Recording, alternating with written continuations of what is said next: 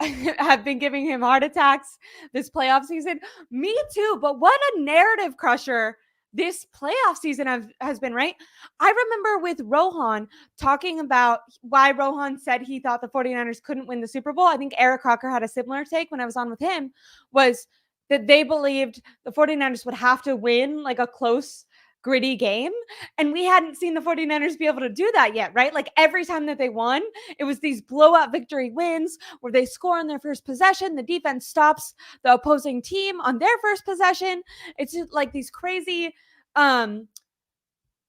offensive and defensive like dominations. And then anytime that Brock Purdy struggled, he would throw an interception and they would lose. That was a stat, right? If Brock Purdy doesn't throw an interception, they win the game. But if he does, that was kind of the game manager tag that they gave him, was that they couldn't come from behind. That graphic going into the Super Bowl that Kyle Shanahan, I think it was 27 or 25-0 if they were down in the fourth quarter, that the 49ers were not going to win. So then you go to the Packers game, Brock Purdy has his comeback drive, which I know he kind of, to me, I feel like he had one against the Browns. Jake Moody just missed the field goal at the end.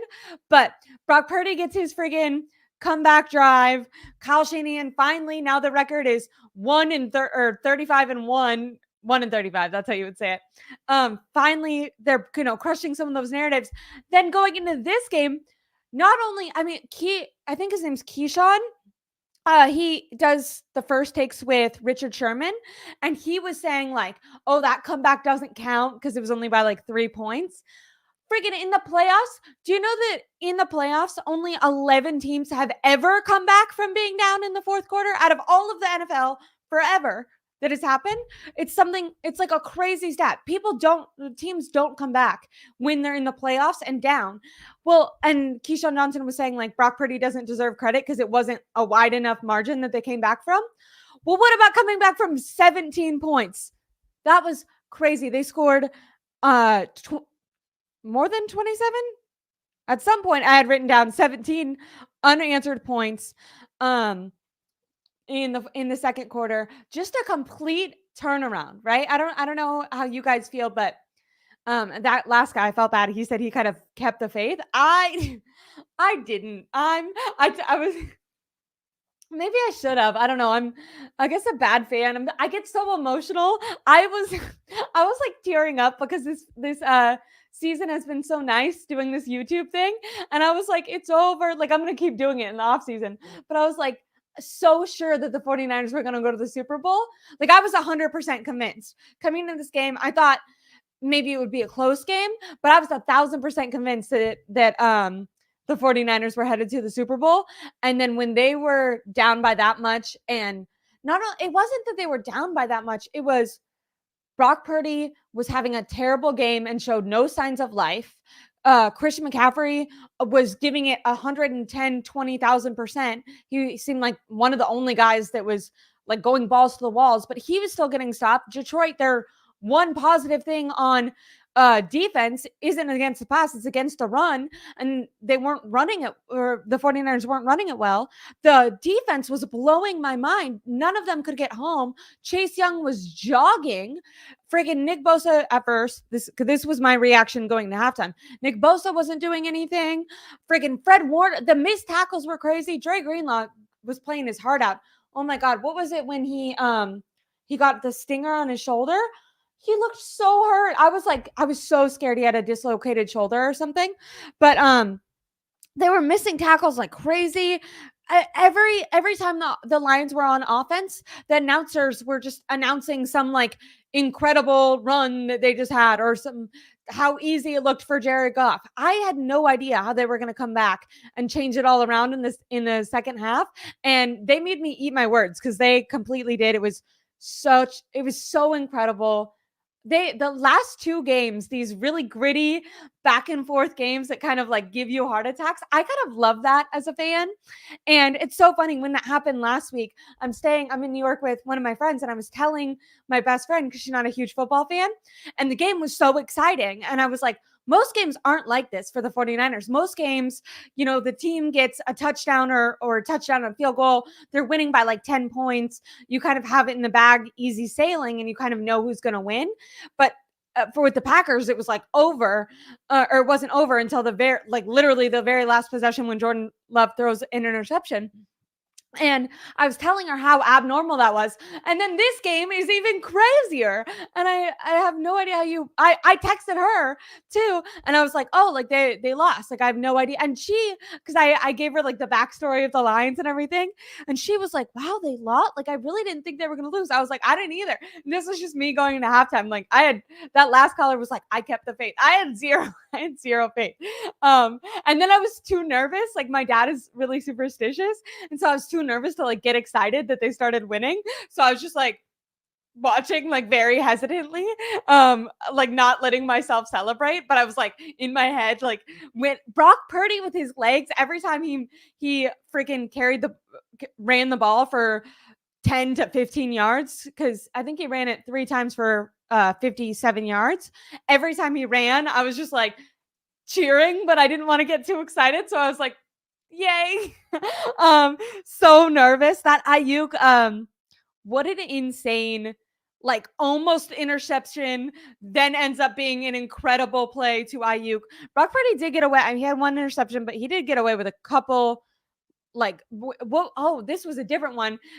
Was this in the first half when Brock Purdy throws the ball to the defender and Ayuk freaking plays defense? He like plays cornerback and hits it out of his head. Someone, I would when I saw that, I remembered Nick Saban, because Ayuk went to Arizona Community College, right? So that he could end up going to the NFL because he wanted to be a wide receiver. But he actually could have gone to Alabama, but Nick Saban recruited him as a cornerback. And I was like, his skills are coming into play right there. We needed that, his defensive skills, because Brock Purdy was taking chances, but I don't want to. They also don't win the game without his athletic ability.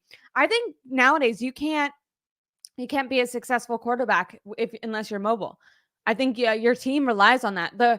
The play, I will say, because I was kind of down on him right there, that offensive line was horrific. He had 2 batted down balls in like the first 2 minutes of the game. That's how you knew it was just a horrible start. They don't score. Detroit scores. Freaking Aiden Hutchinson is in Purdy's lap the whole first half. I don't know if the Lions, I don't know if they got in their head or if they got tired down because they were like going 1,000% in the first half. Maybe they got tired down. Maybe, I mean, Dan Campbell made some, if he just kicks field goals every time he went for it for 4th down, they would have won the game. But I don't want to, I mean, I understand why he went for it on 4th down, because that strategy is like what got them this far. But yeah, I mean, that's kind of crazy to think. But yeah, my takeaway, just a phenomenal, insane game, narrative crushing game for Kyle Shanahan, for Brock Purdy. I'm so happy. I made a joke that because the camera panned to Kyle Shanahan yelling at Brock Purdy going into the first half or going into the halftime. And I made a joke that Kyle Shanahan was telling Brock Purdy if he didn't get it together that Sam Darnold was going to come out.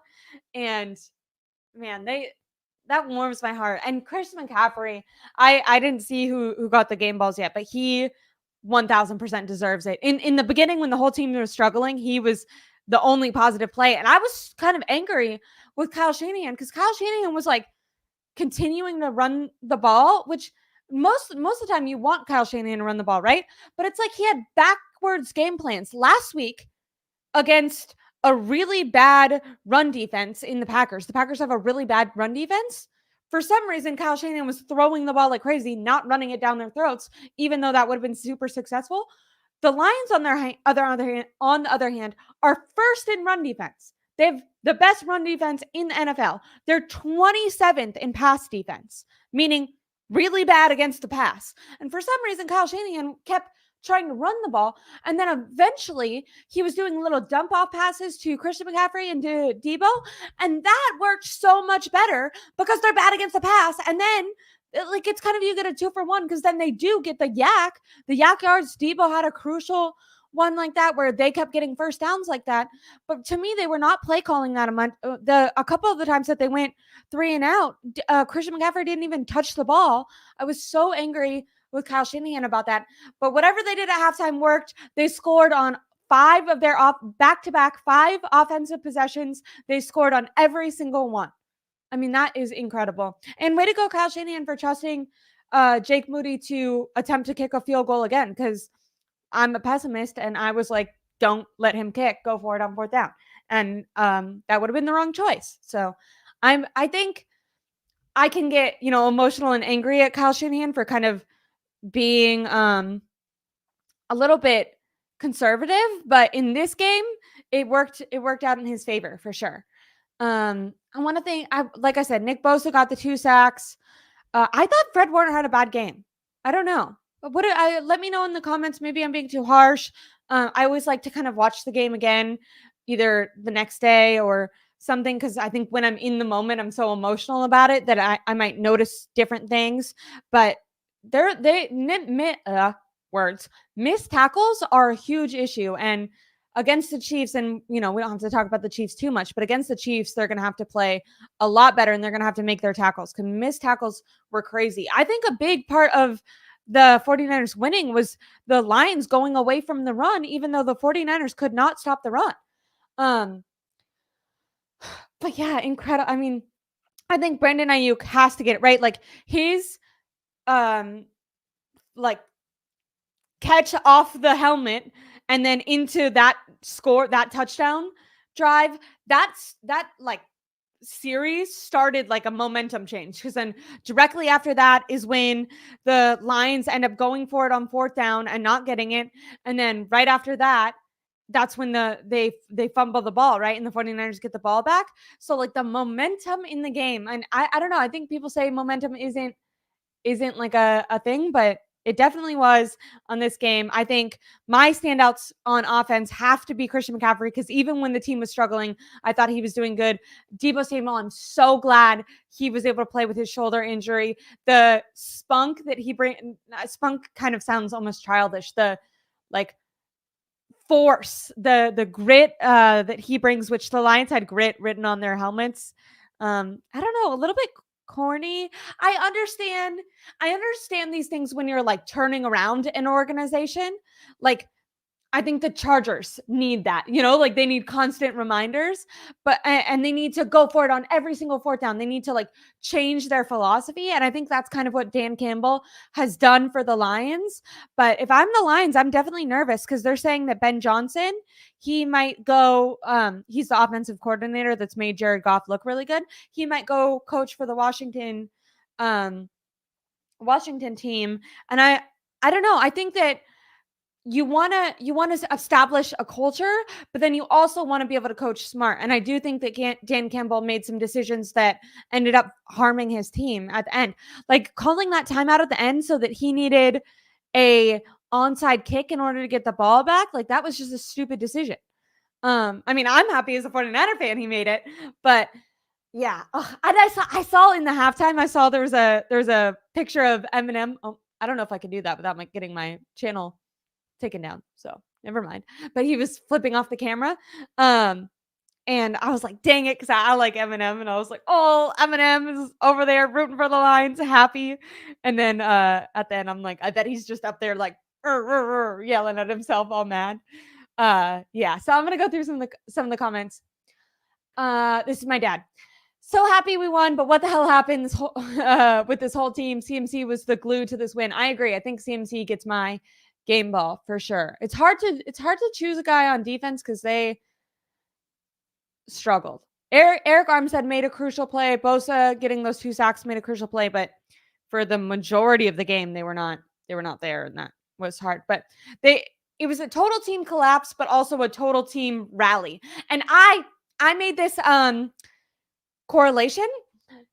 I made this correlation earlier this week on a couple of my streams where I talked about Draymond Green when the Warriors were going against the Celtics. I think it was right before they won the championship in 2022. years get me confused. But they were going against the Celtics, and the Celtics were red hot all season, right? And the Celtics were this young team with these star players that were playing fantastic, that everyone could get behind because they were young, they were gritty, they were, forceful and fun. Everything. The Celtics were good, but Draymond Green, what he and the Warriors, like their criticism was that they were kind of old. But Draymond Green, what he said was like, we have championship pedigree. Like we've been here before. And in the fourth quarter, if we're down and we need that extra gear, we know what it takes now because we've been here so many times that that feeling isn't new to us. And I kept correlating that with the 49ers having this veteran team. I felt like their championship pedigree, even championship, maybe they haven't won a Super Bowl, but their playoff pedigree, the fact that they've been here before, I thought would carry them past the Lions. And I think that might have happened. I think the Lions might have gotten in their head a little bit like, holy shit, we're about to do this. We're about to go to the Super Bowl, and it could get a little bit too big for them, where the 49ers had the opposite thing. Jose just said, how can I join? It's in the chat. Hold on. Let me put it in the chat again. I don't know how to technology, not my strong suit. So I don't know how to pin it, but I just put it in there again. I hope it's working. But yeah, I kind of think that the which is so funny, right? Because when they were losing, I almost felt like the opposite. I was like, it's an old team. Their window is closing. If they don't win now, I don't think they're going to win next year. Maybe they've missed their window. Like I was kind of freaking out about the opposite. Like they're too old. Detroit is young. It's spunky. It's coming up. But then I think I should have settled down. I shouldn't have freaked myself out so much because I think I ended up being right. I think that championship, as Jared Goff called it, championship pedigree, but that playoff caliber, been there before mentality, I think really kicked them into that next gear that they needed in the playoff. There's someone who joined, but it says device not connected. So if you can hear me and you're trying to call in, try again. Sorry, I don't want to let anyone on where I can't see their face first, because I know if you guys know Jesse Naylor, he's does a show on Grant's channel. He's on Twitter and stuff. He got his account taken down for not double checking the people. So just don't be weird. This is a celebratory great time. I feel like I trust everyone in here, but I just want to make sure I can see everyone's faces first. So anyways, I'm gonna get to some comments first. Thank you guys all for joining me. I know this is a little bit scattered because I'm emotional. I'm reading my notes. I just have a Jared Goff, fourth down, Jared Goff sucks. I have Ayuk in capital letters, catch and TD, exclamation point. And then next note, fourth down, Goff sucks. Purdy, insane run to avoid sack. I love, and then this is what's crazy. In the second half, after the opposite happening in the first half, the Lions dominated time of possession, dominated yards, were the only team that was freaking scoring. In the second half, Lions have 88 yards to the 49ers having 222 yards in that half. Crazy disparity. Crazy that completely flipped. And, good for the 49ers, because I was thinking, and if Jose joins, I don't know if he's in the chat, but if he joins, I texted him because him and I always say that you can know if the 49ers are going to win based off how they play in that first offensive possession. Because like I said, these last two games have been such a narrative killer. Up until then, if the 49ers scored on their first drive and the defense stopped on the first defensive possession for the opposing team, you were like, okay, they're going to win. And if the opposite happened, because it didn't happen often, but if they got a penalty and they got set back, those were the games that they lost. That was the Bengals game. That was the Vikings game. I'm going to go through. So I feel like I keep saying I'm going to go through comments and then I end up chatting more. So I'm going to actually go through some comments. I was reading the thing before I stopped. Jack Russell, thank you guys, everyone, for joining me. I hope that, I don't know if this is working. You guys don't have to send it in, but I would love for you guys to let me know. Is there an option for you guys to send super chats if you wanted to? I got monetization, so I think that I turned it on, but I honestly just don't know if I did it right.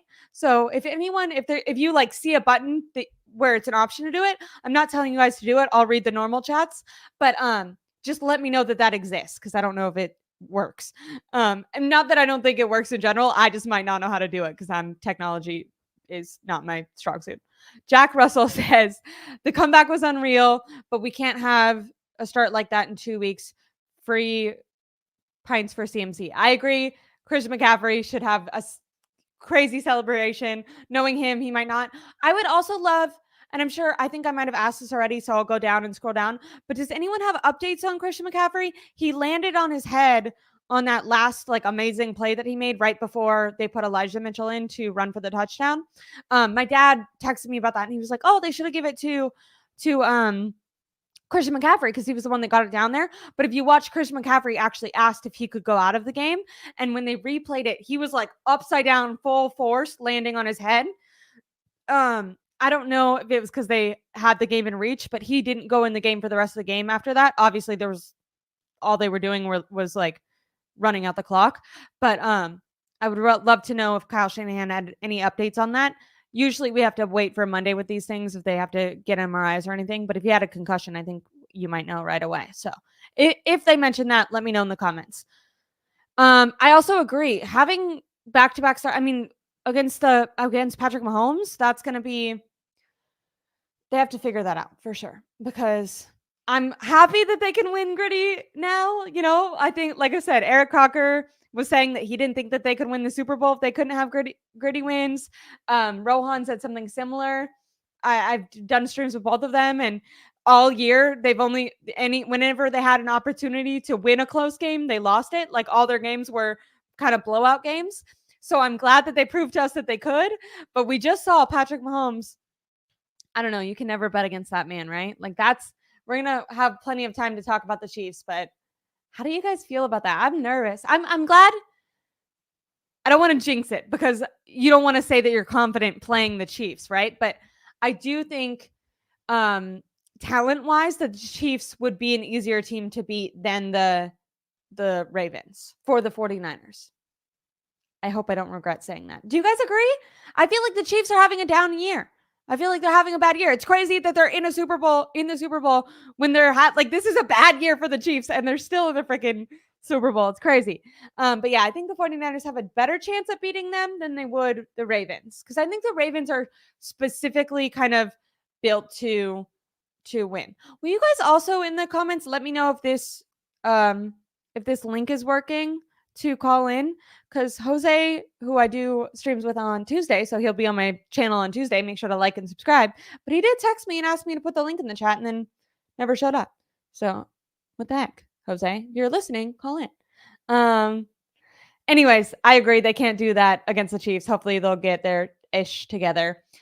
This game was exactly like 1981 championship game against the Lions. Thank heavens. We won both. Now we need to have a 2-1 win championship games against the Lions. Am I stupid or did I read that weird? I don't know. I wasn't alive back then. But thanks for the info, Daddy. I wish you would call in and tell me more about that because I'm not old. But I did hear that. But I also thought that this was the farthest that the Lions have ever gotten. Didn't someone say that in the game? In my lifetime, the Lions have never even gone to the playoffs. So, but yeah, I'm glad that we won both games. Way to go. 49ers, baby. 49ers, baby. I'm so excited. I'm so glad. I just want to take a moment. I know that I'm being such a fan. I think in these big games, the fan in me really comes out. I was sad when I thought I was going to be playing off or talking about a loss. I was sad, man. And now they're it's not only that we're talking about a win, but we're talking about the 49ers are in the Super Bowl, baby.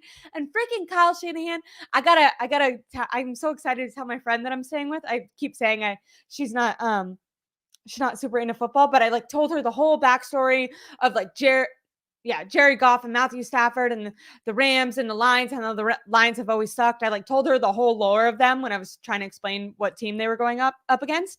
And it was a really long story. If you ever talk to someone who doesn't follow football, trying to explain it is it's like trying to explain a movie or something. But I'm excited to tell her all about the background of like, because Kyle Shanahan needs a freaking Super Bowl victory. He needs a start. Oh my God, they work. Wait, also, I think this is my first super chat. My best friend, my friend Lacey, she sent me like a chat after my stream was done because we were trying to check it, like she was setting it up with me. But this is my first real super chat. I think that I made you send it to me though, because I like asked about it. But thank you, Tony. Sorry. I really appreciate it. Yay. I also may have, because sometimes I live stream with Rohan and I've gotten super chats there before, but I've always assumed they're him. Anyways, I'm going to read all the normal comments too. Not all of them because I won't shut the fuck up. But hopefully you guys don't mind. I'm just having lots of fun talking with you. Oh, what I was trying to say is Kyle Shanahan needs to win a Super Bowl, but he has to be recognized as like such an impressive coach. They are back in the Super Bowl 4 years later, NFC Championship game after NFC Championship game, playoff run after playoff run, getting back to the Super Bowl, finally with a quarterback that, although in the beginning was playing more like a rookie than he's ever played ever and had me so nervous, definitely a playmaker. They could not have won this game without Brock Purdy's legs. So as much as maybe he was throwing some erratic throws, definitely throwed some interceptable ball.